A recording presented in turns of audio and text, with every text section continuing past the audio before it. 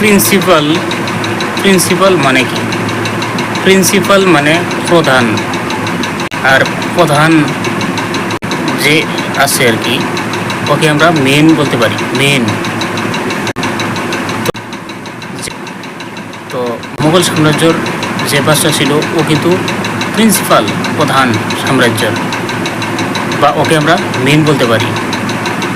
কিন্তু আবার ওই সময়ের মধ্যে, ওই সাম্রাজ্যের মধ্যে, ওই সময়ের মধ্যে কতগুলো আঞ্চলিক রাজা ছিল, কিন্তু ওরা স্বাধীন, ওরা মোগল সাম্রাজ্যের আন্ডারে আসে নাই।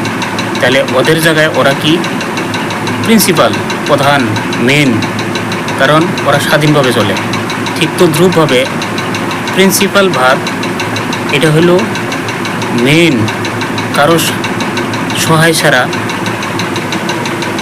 কারো হেল্প ছাড়া নিজে স্বাধীনভাবে চলে, ওটা সেম বাদশার মতো, এটাকে প্রিন্সিপাল ভাব।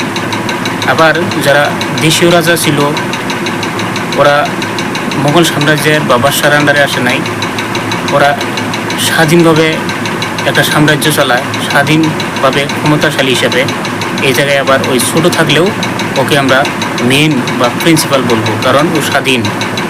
আবার যখন বাদশার আন্ডারে কতগুলা দেশীয় রাজা বশ্যতা স্বীকার করছে বা ওদের আন্ডার যখন গিয়েছে, তখন বাদশার সহায় হিসাবে কাম করছে, বাদশাকে সহায় করছে।